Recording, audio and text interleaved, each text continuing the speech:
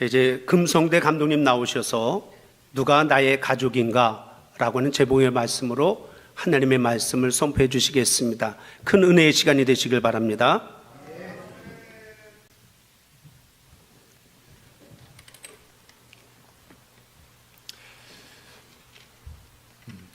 기도합시다. 하나님, 눈에 보이지도 않는 코로나 바이러스로 인해서 가까이 멀리 하늘길이 막히고 인간 관계의 관계가 더욱더 멀어지고 촌의 경제가 무너지고 어려운 사람은 더 어렵게 아우성치고 있습니다. 교회도 예배당에서 함께 예배드리지 못하고 벌써 2달이 지났습니다. 하나님은 어느 곳에나 계시지만은 우리 주의 백성들이 함께 모여서 찬양하고 기뻐하고 예배하는 것 더 기뻐 받으시는 줄로 믿습니다. 빨리 이 전염병 재앙이 물러가고 우리나라가 온 세계가 다시 정상을 회복할 수 있는 날이 빨리 올 수 있도록 주님 도와주시옵소서. 교회 예배가 회복되게 하시고 성도의 사랑과 신뢰의 관계가 다시 회복될 수 있도록 은혜와 사랑을 더하여 주옵소서. 어버이 주일에 부족한 종 말씀 증거하게 되었습니다. 주께서 입술을 지켜주시고 하나님 친히 말씀해 주옵소서. 하나님께서 이 교회를 사랑해 주시고 담임 목사님과 우리 전도사님들, 우리 모든 장로님들과 모든 우리 임원들, 성도들 한 분 한 분, 한 가정 한 가정, 한 사업터 사업터마다 주의 거룩하신 손, 사랑의 손, 능력의 손이 함께 해주셔서 이 어려운 시기에 더 어렵지 않도록 은혜와 사랑으로 함께 해 주옵소서. 예수 그리스도 이름으로 기도드립니다. 아멘.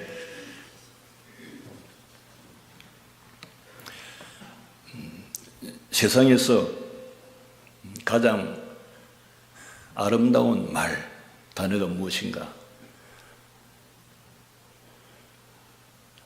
어머니, 가정, 하늘, 이 주고 주로 믿음의 나라들에서 조사된 거지만은 어머니나 가정이나 하늘, 삶 이런 용어들을 가장 사람들이 좋아하게 되었다 합니다. 수년 전 미국인 1060명을 에게 설문조사를 했습니다. 당신이 인생에서 제일 중요한 것이 무엇입니까? 한번 써보세요. 그런데 96%의 사람들이 가정을 첫째라고 했고 그 다음에 건강, 시간, 친구, 종교, 성경. 미국은 믿음의 나라이기 때문에 이와 같이 신앙적인 답변이 나왔습니다. 가정은 가장 중요하고 귀중한 공동체입니다. 사회가 있기 전에, 국가가 있기 전에 가장 기초적으로 가정이 있었습니다. 하나님은 넓은 공동체, 사회를 만들기 전에 가장 작은 공동체, 아담과 하와를 어린아이로 창조하지 아니하시고 금방 결혼해서 자녀를 생산할 수 있는 성인으로 만드시고 가정을 꾸렸습니다. 성경에 기록되어 있지만 아마 아담과 하와 결혼식의 첫 주례자가 하나님이셨을 겁니다. 창세기 1장 28절에 하나님이 아담 그리고 이브를 결혼식에 앉혀놓고 하나님이 그들에게 복 주시되 하나님이 그들에게 이르시되 생육하고 번성하여 땅에 충만하라. 가정을 만드시고 축복하셨습니다. 가정이 병들면 사회도 병들고 국가도 병듭니다. 가정이 가난하면 사회도 국가도 가난하게 됩니다. 가정이 평화로워야, 그리고 윤택해야 사회도 국가도 아름다워질 수 있고 평안해질 수 있습니다. 유대교 랍비 메이어의 이야기에 가정평화에 대한 이야기가 있습니다. 메이어는 설교 잘하는 유대교 랍비였습니다. 그가 설교하는 금요일 밤에는 많은 사람들이 와서 설교를 들었습니다. 그 가운데 유대인 중년 부인이 한 명 그 예배에 설교에 참석했습니다.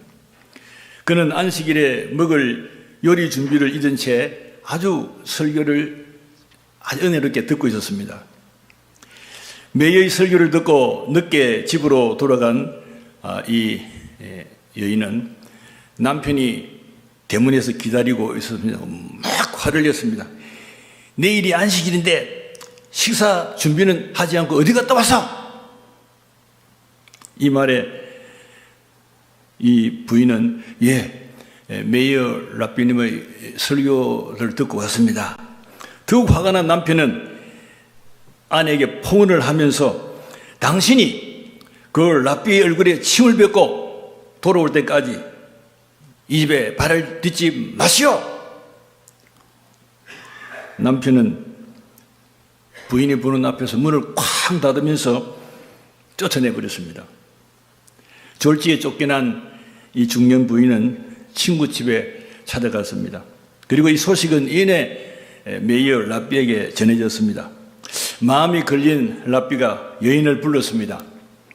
내 눈이 아프니 부인께서 침으로 내 눈을 씻어 주시지 않겠소? 그렇지 않아도 랍비님, 얼굴에 침을 뱉지 않고는 집으로 돌아갈 수 없습니다. 이 여인이 랍비의 눈에 침을 탁 뱉었습니다. 그런데 이번에는 이 이야기를 듣는 랍비의 제자들이 야단났습니다. 아니, 우리 선생님에게 침을 뱉다니. 그래서 제자들이 랍비를 찾아와가지고 따지듯이 물었습니다. 선생님, 매우 고명하신 랍비신데 어떻게 그 여인이 침을 뱉도록 허락하셨습니까? 그들의 질문에 메이어 랍비는 이렇게 대답을 했습니다. 가정의 평화를 되찾아 주기 위해서라면 무슨 일인들 못하겠소. 가정이 중요하고 가정 평화가 중요하기 때문에 그때 가장 존경받는 메이어 랍비는 자기의 권위, 자기의 자존심 팍싹 아래로 내려놓았습니다. 가정은 사실 가족을 담은 그릇입니다. 존 하워드 페인의 홈 스위트 홈.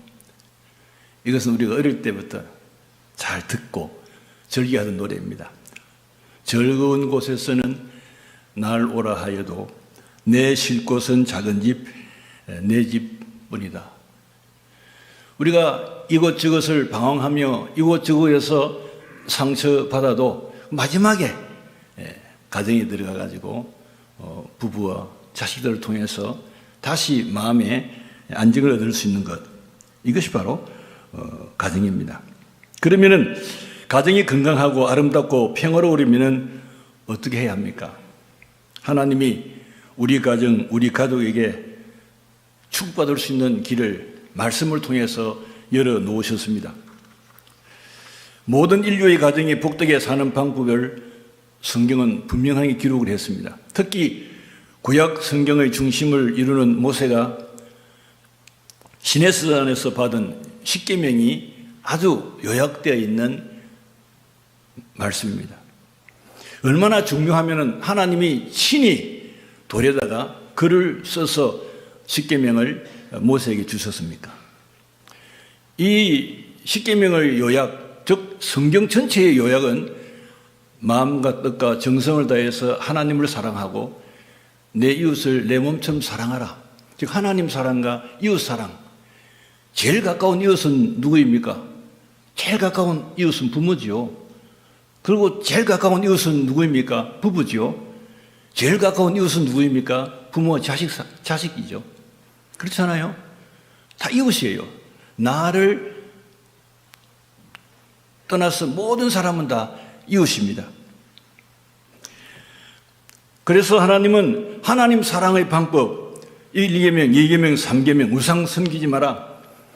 하나님 이름을 함부로 망령되이 부르지 말라. 그리고 나 외에 다른 신을 섬기지 말라. 안식일을 거룩히 지키라.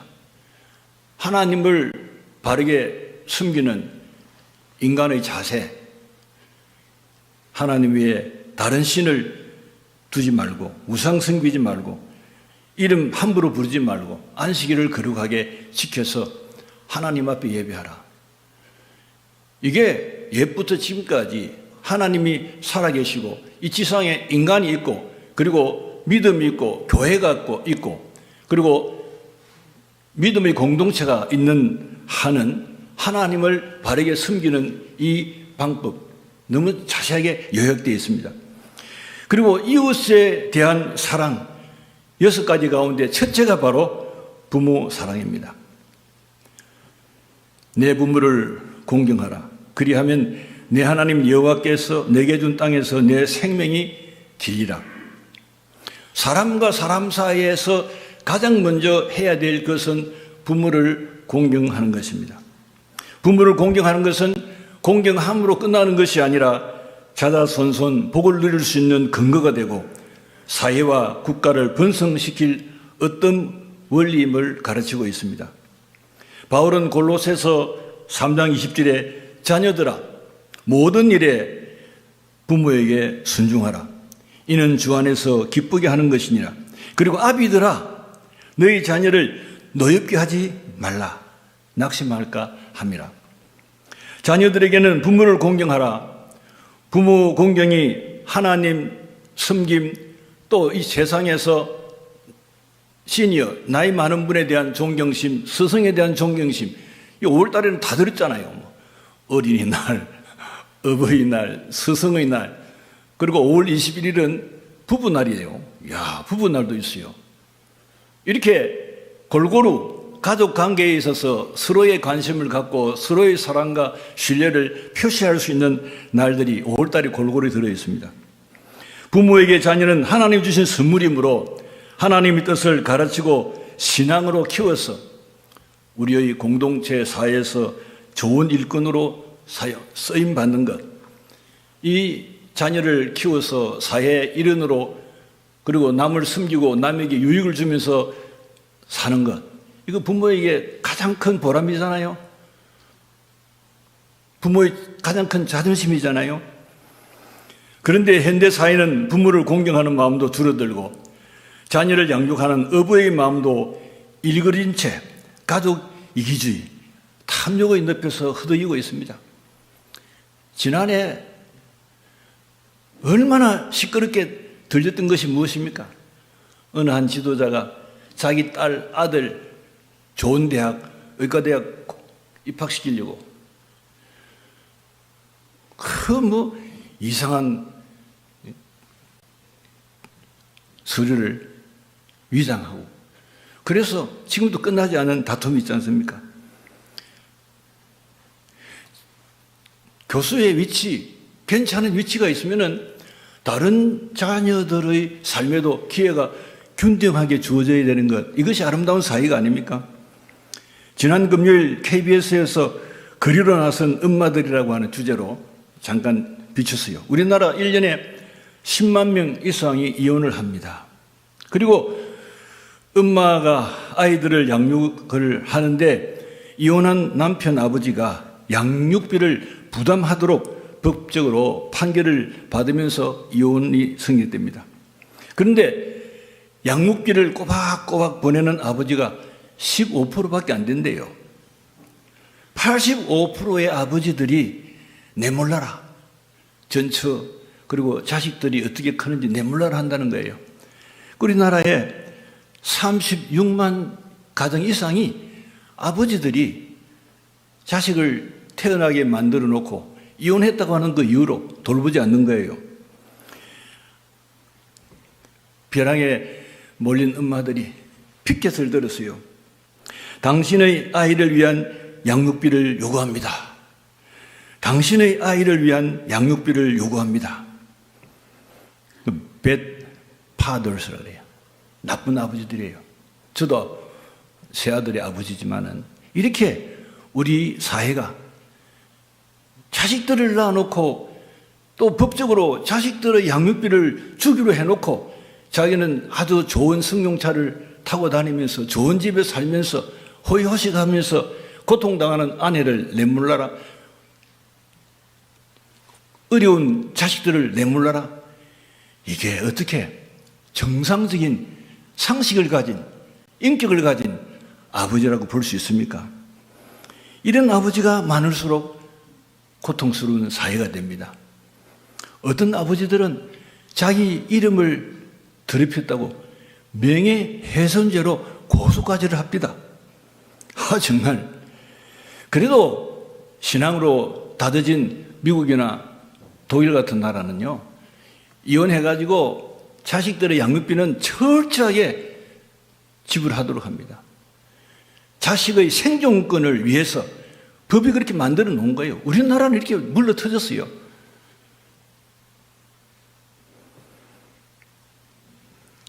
부모 학대로 인해 가지고 고통을 받는 아이들도 있고, 그리고 많이 배운 사람, 많이 가진 자녀이면서 늙은 부모를 외면하고 고통당하게 하는 이와 같은 분들도 있습니다. 요사이 테레비 보세요. 나이든 노모를, 아버지를, 심지어는 살인까지 합니다. 부모를 해외 관광지에 버리기도 하고 형편없는 양로시설에 그냥 팽개치는 피른 자식들이 점점 많아지고 있습니다. 제가 은퇴하고 집사람이 너무 갑자기 막 아파져가지고 도저히 제가 감당할 수가 없어가지고 그 장모님이 하는 양로 병원에, 노인병원에 좀 한 보름 이제 좀 보낸 적이 있어요. 매일 제가 가잖아요. 너무 멀어서 이제 해운대 쪽으로 옮겼는데, 해운대 나이 많은 의사가 여기 제가 이야기하면서, 아니 서로 이제 이야기하다 보니까 그분도 이 요양시설에서 3년 동안 그 의사를 하고 있대요. 그런데 자기가 의사의 눈으로 볼 때 자기가 요양시설에 있는 노인들, 할머니, 할아버지들을 좀 더 정성껏 돌보고 치료하고 하는 거 자식들이 달갑지 않게 생각한대요. 무슨 이야기입니까? 빨리 죽으라고 해요. 그래서 현대판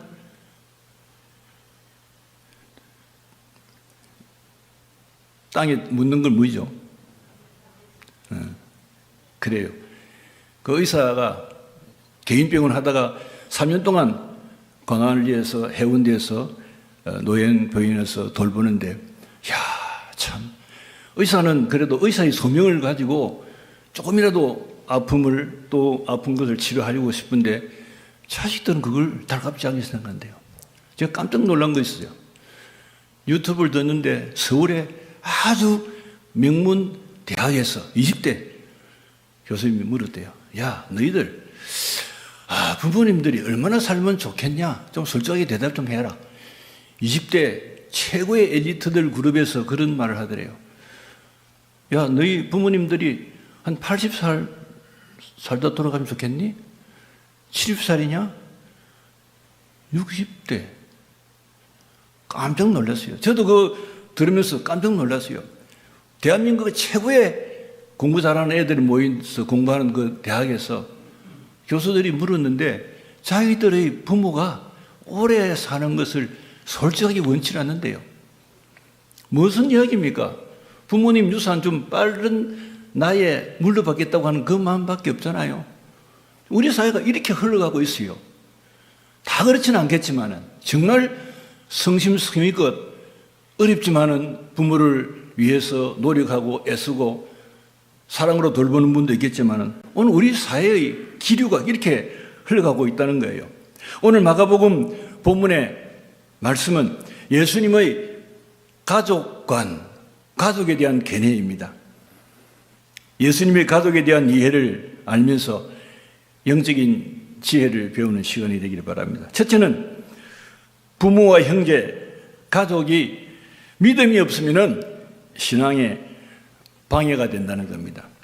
오늘 본문의 31절, 32절을 보면 그때에 예수의 어머니와 동생들이 와서 밖에 서서 사람을 보내어 예수를 부르니 무리가 예수를 둘러앉았다가 여짜오되 보소서 당신이 어머니와 동생들과 누이들이 밖에서 찾나이다. 마가복음 3장 21절에는 예수의 친척들이 듣고 그를 붙들려 나오니 이는 그가 미쳤다 하밀래라. 이 말씀을 종합해 보면 예수님의 가족들은 지금 예수님을 찾아온 것이 예수님을 반갑게 만나려 온 것이 아니에요. 예수님이 무엇을 하고 있는지, 복음 사역이 얼마나 중요한지, 공생애를 통해서 사람의 영혼 구원을 위해서, 생명 구원을 위해서 놀라운 일들을 하고 있는데 가족들은 예수님을 이해하지 못했습니다. 예수님이 병든 자를 고치고 귀신 들린 사람의 귀신을 쫓아내고 메시아의 건설을 행하자 군중들이 예수님께로 몰려들었습니다. 그런데 유대교 서기관들과 바리새인들은 예수에게 많은 군중들이 몰려 자기의 교권에 위협을 받았습니다. 그래서 예수님을 핍박하기 시작했습니다. 그리고 나쁜 소문을 퍼뜨리기 시작을 했습니다.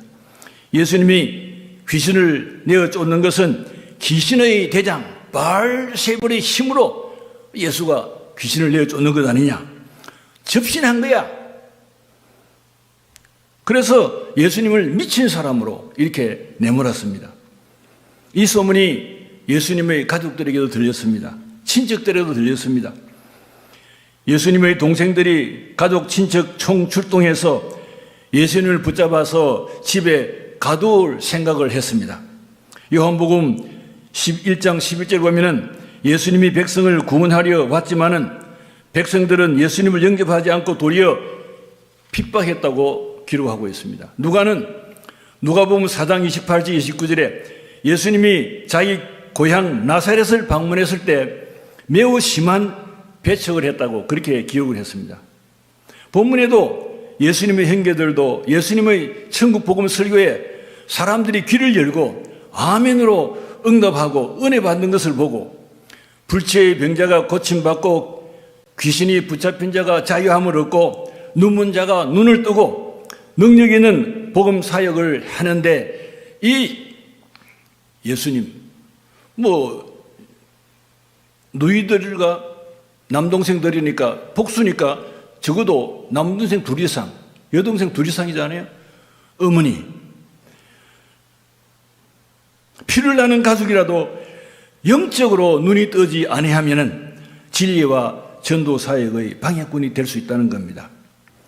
마가의 다락방 성령 충만의 경험을 사도들이 아시아 여러 지역에서 전도 활동을 할 때, 그리고 바울이 이제 부활의 주님을 만나고 열심히 이방인을 위해서 전도 사역을 할 때 그 전도의 가장 큰 걸림돌이 누구입니까?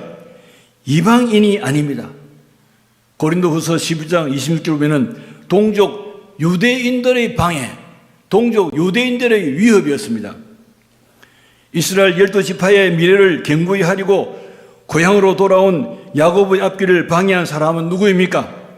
장자의 명분을 기중히 여기지 않은 형 에서였습니다. 보세요. 약속의 아들인 이삭을 괴롭히고 희롱한 사람이 누구입니까? 육체를 따라 출생한 이스마엘, 배는 다르지만 씨가 같은 형 이스마엘이었습니다. 성경에 보면은 하나님의 참 귀중한 사역자들인데, 제사장인데, 또 이스라엘의 왕으로 뽑힌 가문인데도 그를 가정에 엄청나게 망나니 같은 아들들이 있었습니다. 엘리 제사장, 흠리와 비누아스는 망난이잖아요. 함부로 재물을 먹고 함부로 예배를 방해하는 사람만 이었어요. 성군 다윗 왕의 아들 압살롬, 아버지를 배신하고 아버지의 왕좌를 빼앗으려고 했잖아요. 이와 같이 유명한 신앙의 집안인데도 불구하고 가문을 더럽히고 이웃에게 해를 끼치는 아들들이 있었어요. 그렇기 때문에 사실은 어버이들이 자식에 대해서는 함부로 말할 수가 없어요.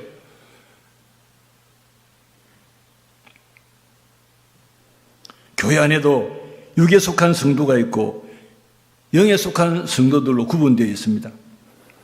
영에 속한 성도의 헌신과 그리고 기도와 그들의 삶을 육에 속한 성도들이 오히려 괴롭힐 수도 있습니다. 갈라디아서 4장 29절에 그러나 그때의 육체를 따라 난 자가 성령을 따라 난 자를 핍박하는 것 같이 이제도 그러하도다. 오늘날도 아무리 육신으로는 부모요, 부부요, 피를 나눈 형제 자매라고 해도 하나님의 뜻을 이해하지 못할 때, 성령으로 거듭나지 아니할 때 진리의 방해꾼이 될 수 있고, 그리고 하나님의 거룩한 일의 방해꾼이 될 수 있습니다. 두 번째로, 믿음이 없는 가족이라도 미움이나 거절의 대상은 아니다.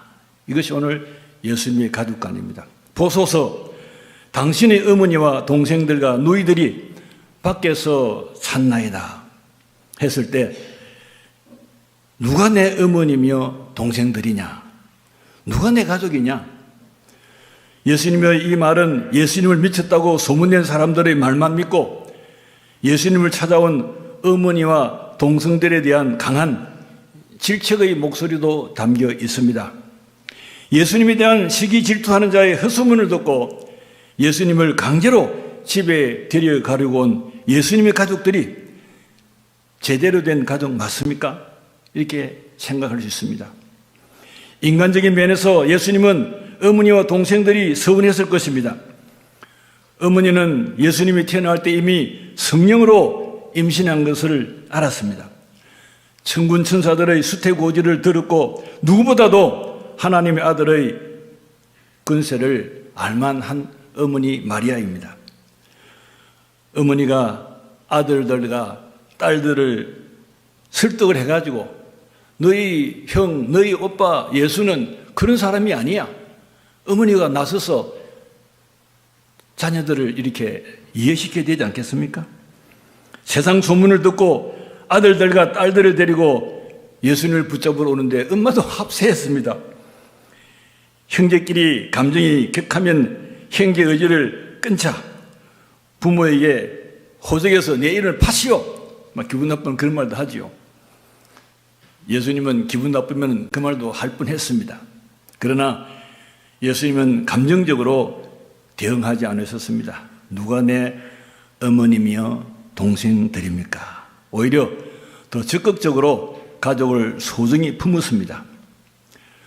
이와 같은 결과로 인하여서 예수님의 육체적으로 첫 동생인 야고보가 예수님의 제자가 되었습니다. 초대교회에 아주 큰 일꾼이 되었습니다.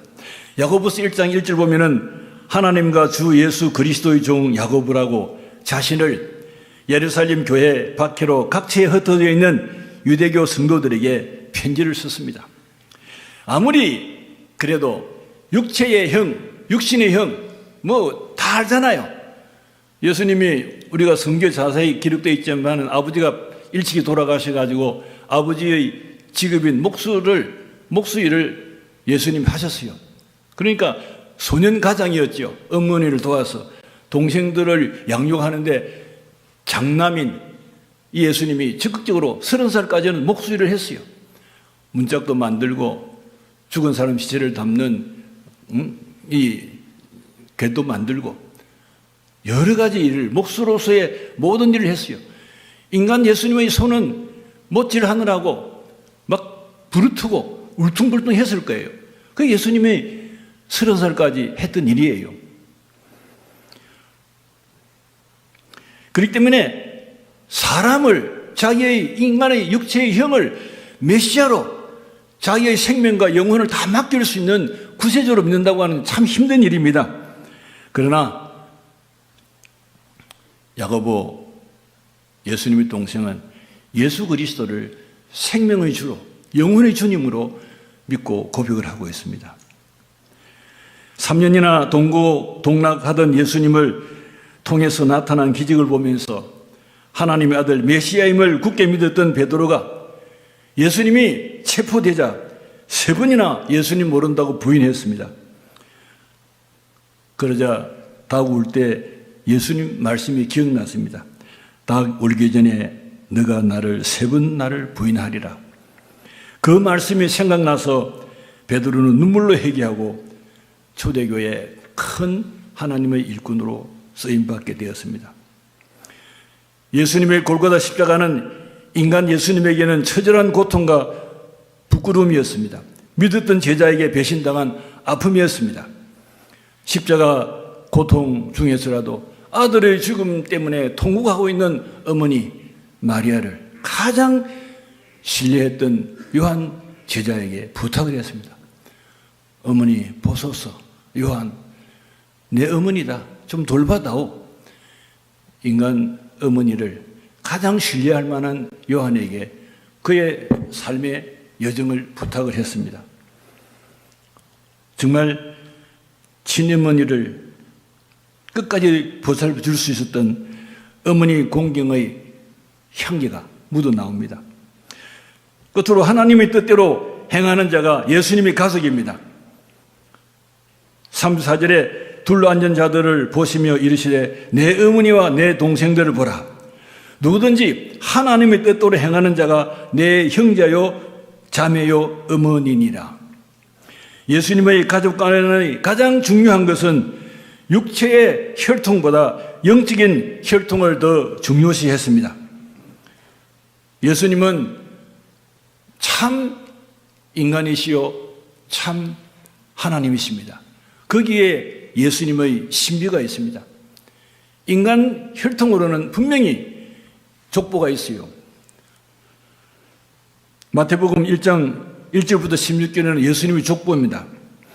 아브라함과 다윗의 자손 예수 그리스도의 족보라, 계보라 이렇게 되어 있습니다. 하나님은 예수 그리스도 육신의 조상으로 아브라함을 미리 선택하시고 아브라함의 그 핏줄에서, 다윗의 핏줄에서 예수님이 이 세상에 오시도록 그렇게 만드셨습니다. 그리고 누가의 예수님 족보에는 거꾸로 오릅니다.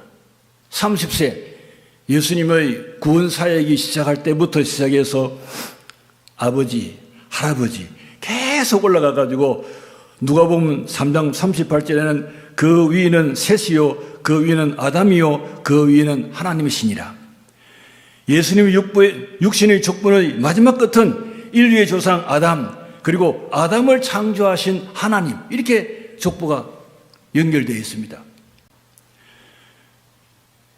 누가는 예수님이 세계 만민의 구세주임을 염두에 두고 예수님의 족보를 30살부터 계속 해가지고 아버지, 할아버지, 정주할아버지 이렇게 올라가가지고 마지막에는 아담, 그 다음에 하나님 이렇게 했습니다. 참 인간이시요 참 하나님이신 예수 그리스도의 신비가 여기에 있습니다. 예수님이 누가 내 어머니요 형제요 자매인가? 누가 나의 참 가족인가? 마가는 누구든지 하나님의 뜻대로 행하는 자가 나의 가족이라 이렇게 말씀을 했습니다.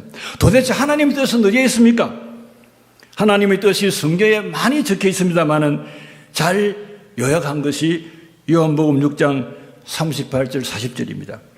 39절 보면 나를 보내신 이의 뜻은 내게 주신 자 중에 내가 하나도 잃어버리지 아니하고 마지막 날에 다시 살리는 이것이니라. 요한복음 6장 40절 보면 내 아버지의 뜻은 아들을 보고 믿는 자마다 영생을 얻는 이것이니 마지막 날에 내가 이를 다시 살리리라 하시니라. 내 아버지의 뜻, 내 아버지의 뜻을 알고 실천하는 사람이 나의 어머니요, 나의 누이요, 나의 동생이라고 이렇게 말씀을 했습니다. 내 아버지의 뜻을 한마디로 요약하면 바로 아들을 보고 믿는 자가 영생을 얻는 것입니다. 즉 예수 믿고 구원받는 것입니다. 초대교회부터 21세기 오늘날 교회까지 모든 전도자, 모든 복음 선포자들이 간단한 메시지입니다. 주 예수를 믿으라. 그리하면 너와 내 집이 구원을 얻으리라. 주 예수를 믿으라. 너의 민족이, 너의 나라가, 너의 사회가 구원을 얻으리라. 영생을 얻으리라.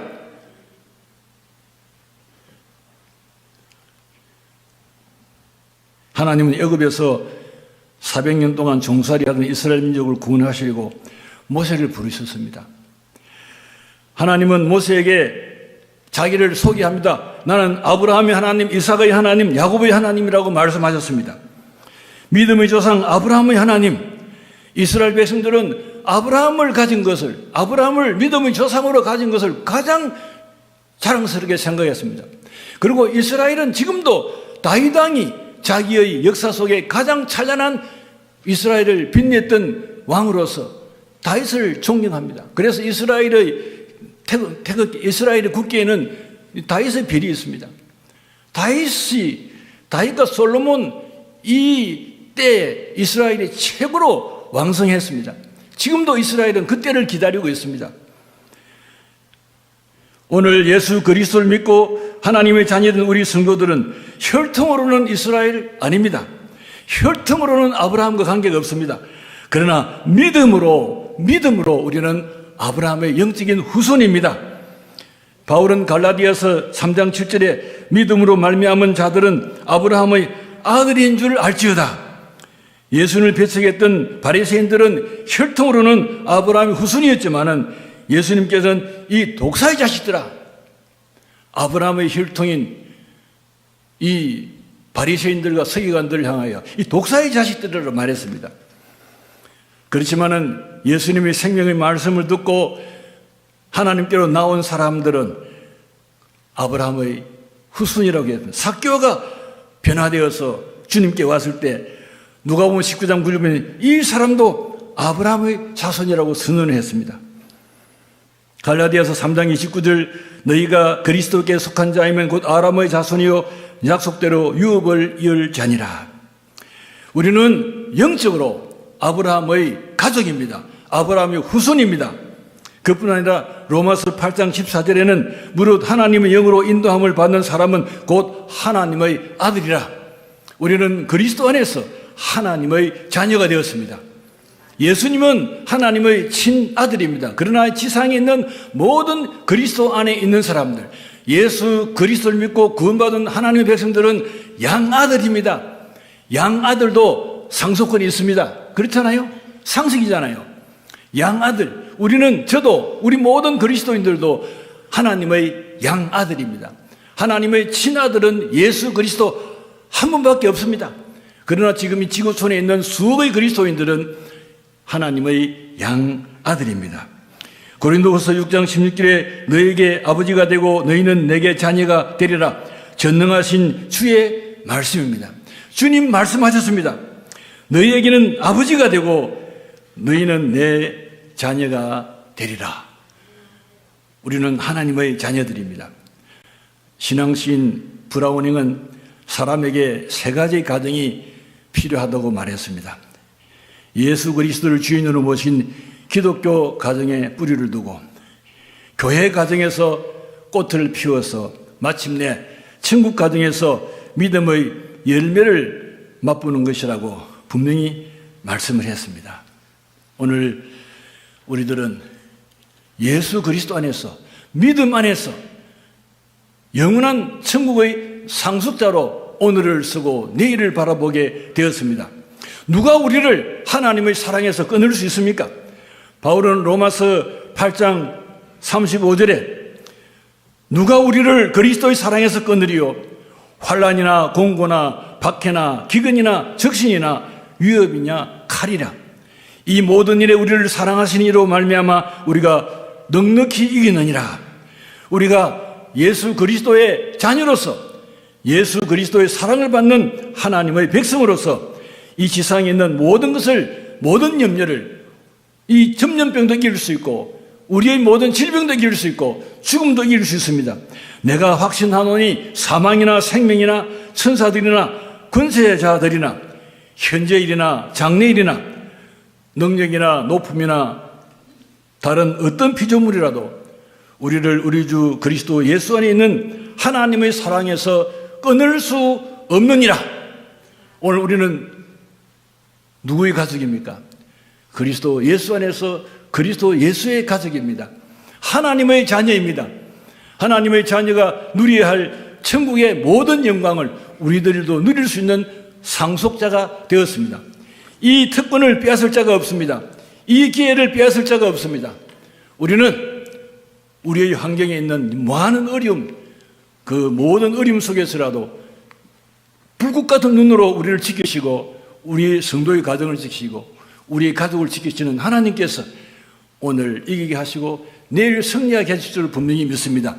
이 믿음 가지고 이 외침을 가지고 힘있게 오늘의 우리의 모든 환난을 극복할 수 있는 모든 성도들 되시기를 간절히 축원합니다.